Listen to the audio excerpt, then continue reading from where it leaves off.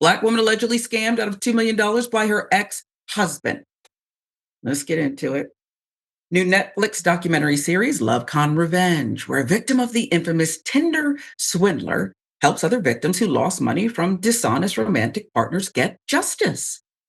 One of the stories featured was that of Shareza Jackson, who was allegedly scammed by her ex-husband, Dorian Wilkerson. Right now, there's scams, folks, and then there's like, who are you? I can tell you. During these investigations, large parts of the alleged perpetrator's biographies turn out to be fiction. One victim, Shareza Jackson, who ended up almost $2 million in debt after loaning her husband money to open a cosmetic surgery center in Florida, found out instead that her husband, Dorian Wilkerson, was never licensed to become a medical doctor, as she says he claimed to be.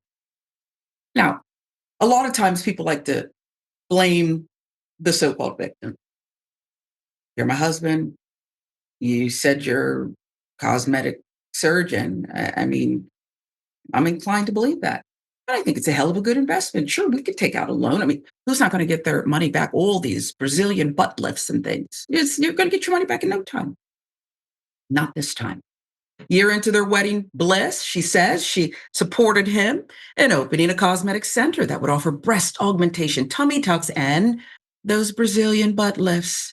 She claims his role at the center would be bringing the doctors to do the procedures and manage the day-to-day operations. Jackson, who was busy working her day job, claims she financially invested in Best You Now, which should have been called Best You Know, looking back. Best you know, because this guy is a fraud. Well, it was going to be located in Broward County, Florida. At his insistence, she allegedly gave him the funds to get started by emptying her savings account and 401k. She estimates this figure overall grew to as much as $400,000. Daily Mail with some of the details, the numbers. She claims she wasn't actively involved in their business at first, but eventually she noticed that the center was losing money despite having a full roster of client bookings. To help their investment, keep their business afloat, she says she left her corporate job to devote herself entirely to their cosmetic center. When she started questioning Wilkerson about missing money, she claims he had an answer for everything. She began believing he was a master manipulator. As their romance began to unravel, she says she started to hear stories about Wilkerson stealing money from other people. Several women who were allegedly deceived by Wilkerson reached out to her, and they told her he's a dangerous person, not who he says he is. They warned her, be careful. One woman who told Jackson that she is friends with Wilkerson's first ex-wife sent her a text that Jackson shared with dailymail.com. She described Wilkerson as a master con artist. I've known him for 16 years, and he has always been a liar and a con, she wrote. Increasingly anxious and realizing the man she fell in love with seemed to be a con artist, Jackson's worst fears were realized when she allegedly saw a text he'd sent to a male friend saying he didn't need her anymore because she's broke. Ruthless. Jackson began digging into her husband. She was appalled to discover he was a convicted felon who had been arrested for fraud in 2002, battery, and assault in 2007, battery, assault, and family violence in 2009, and was still on probation. She obtained a report of his criminal history that dates back to 2001, provided to dailymail.com, was obtained through the clerk of courts in Atlantic City Probation, New Jersey, and clerk of courts in Georgia. So he went south. He was facing a domestic battery charge there, charges. August 2001, felony charges were filed against him for theft and extortion of more than $75,000 in Atlantic City, New Jersey. He pled guilty, convicted September 6, 2002, placed on probation, according to the documents. February 2007, he was booked on simple battery, released from prison. $5,000 was the bail, according to documents by the Fulton County Sheriff's Department in Georgia. February 2009, he was arrested for simple battery, family violence. was released from prison, $10,000 bail, according to records from Fulton County Sheriff's Department in Georgia.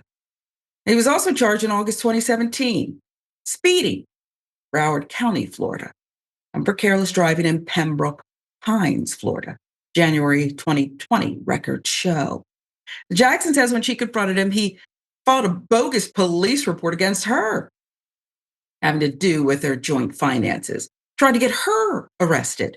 Wilkerson, who earned a PhD, always said he worked at Emory University Hospital, but the show found no record of him in the hospital's personnel department, and the state of Georgia does not have a record of a medical license for him. They also found a cease and desist order in the state of Florida that said he was practicing medicine and leading people to believe he was a medical doctor despite lacking qualifications. Woo.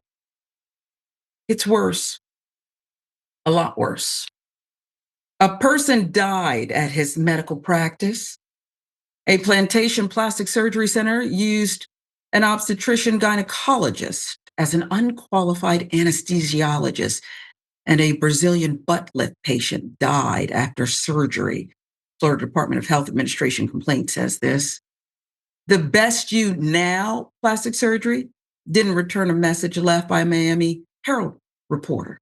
Well, there are no legal proceedings over the money that Jackson lost from Wilkerson. The doc follows her and her daughters as they try to get some semblance of justice by confronting him and telling him off at Georgia State University, where he has taught in the math department.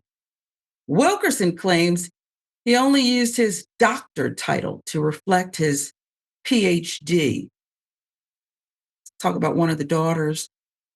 Accused him of taking out a line of credit in her name without her knowledge prior to the divorce. Both daughters had such a tight bond with Wilkerson, they claimed they changed their last name. But when they confronted him on the Georgia State University campus, he dismissed them, drove off in his car, despite the daughter providing evidence to the police of the alleged fraud. The police, not to pursue the case. Wilkerson denies all of the allegations. I've got to start with the police. I got to get myself together after all of that. Monster. Okay. I don't know why, if these allegations are even partially true, why they wouldn't be pursued to the fullest. Protect us. I'm in Georgia, and it's time to put out a bolo, at least to my girlfriends. This guy is no good. But what do you make of the fact that, Moss, he's been allowed to do this again, if this information is correct, and we know he pled guilty to some things that are fraudulent here. Why has he gotten away with this time and time again? What does that say? And I have my opinion about what it says about how people who come forward courageously to say I've been scammed are treated. But what do you make of this? Well, first of all, anytime a PhD goes out of their way to remind you that they're doctor, I get a little suspicious, because I get it. It's hard to get a PhD, but when this guy has it there and he's doing a medical thing, it's one thing to say Dr. So-and-so in your, in you're in academia. But when you're running a medical center and you saw that image and he puts doctor in front of it, so everyone's assuming this guy's a medical doctor and this guy's legit, and clearly he's not. And it's mind-boggling to me how these people get away with it. I mean, this show on Netflix came about because the victim of the Tinder swindler, which was the first one that was a hit, I think in 2022, is one of their biggest documentaries, was this guy, I guess this guy who's from Israel or something, and he was swindling women and getting all this money from them. And it showed in the documentary how clearly he would lie and make up these stories about how rich he is. He just needs to borrow a couple $100,000 to get out of trouble. And that guy didn't end up really paying any kind of restitution or any kind of I think he might have done a couple of months in prison in Israel. And as a matter of fact, for a while, I don't know if he still is, he was on Cameo making cameos where people would ask him, they would say, oh, it's my friend's birthday, do you trying to swindle them? So you'd say, hey, this is so and so. I need a little bit of money. Send it to me. Happy birthday. He was leaning into his scam. And so, of course, we're going to have people like this out there. I mean, there's sociopaths, this guy living a double life. And to your point, you would think it would just take a phone call and you just call the cops and go, here's all of the proof of this guy stealing all this money. But we realize that it's not something that they commonly pursue. It takes a while. It's got to be a Bernie Madoff type of a situation where they go and they get these guys. But I feel a lot of people, once again, we just live in this world where people are emboldened to do things like this, and it should be obvious. I mean, like you said, all those different crimes that the guy committed, or all the other different things that he was indicted on. I mean, at what point do we put this guy away so he doesn't go and scam another person out of $2 million? I don't know. Yeah, I don't know either.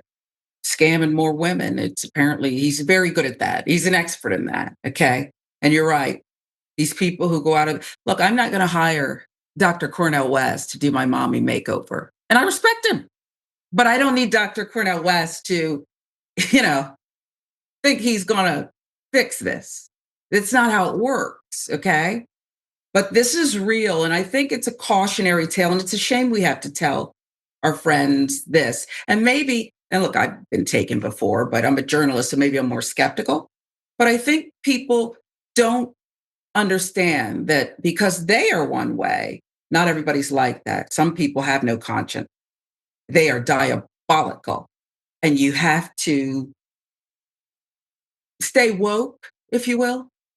It's not fun, but it's what you have to do. I had a home that once I moved to another city, right outside the Cavaliers, the basketball NBA team's new training facility. It just so happened they built it after I bought this home. I left, I didn't sell it. And so I began renting it out. Bunch of NBA players stayed there over the years. And as I remember one, boy, he was the number one pick of the draft and he went bust. Yeah, I won't even bother with his name, but he was just a big baby. Not everybody can go pro right out of high school, Maz. I'm going to tell you that. Kobe was special. Moses Malone, I think, was another. But LeBron, of course. But this guy just wrecked the house. I remember calling his agent. Hey, man, float me that check for about, I don't know, $26,000. Okay, I'll tell him. But no check came, Miles. Mm-hmm. So I said, okay, let your boy know I'm going to be sitting courtside when they take on the Bucks. And I'll have the ball boy serve him in front of everybody. Do you know I got a check the next day? I just got a check the next day and everything was fine. And I wasn't mad at him. But you have to say, I don't care who you present yourself. I don't care who you are. Okay, you made it to the NBA. Great. Number one player. How did that work out? So I just think, well, number one, I don't even know why I told that story. But number two, I do think we have to stay woke and know that these kinds of people, they're out there. I'll give you the last word. Proceed with caution, right? That's what I should have said. Yeah, but Yeah. you're right. I mean, unfortunately, I think a lot of people function under the belief that others are functioning the way you function. And you might be someone who says, I've got morals, I've got ethics, I'm not going to steal. And therefore, you trust people too much. And I'm not saying you need to go around being skeptical of every person you meet. But if you're married to somebody, at some point, you should know a little bit about their actual shenanigans, their actual history, and the problem becomes these people are so manipulative that when you call them on it, they are very good at having an answer or twisting it. And you saw in your reporting that the guy always had a reason. And the fact that he got this surgery center and he lost money, I mean, that's like, Donald Trump losing money in casinos. Right? I mean, who loses money in a surgery center? It's I guess impossible. these frauds. Yeah, these frauds. Yeah. And I know I said last word to you, but I also think, and I hate to do this because you're allowed to dream. A woman's allowed to want to be married, a man, whatever. You're allowed to want to have this fantasy and this dream and pursue it. And so it's not an indictment on her. It's an indictment on these losers with no souls out there.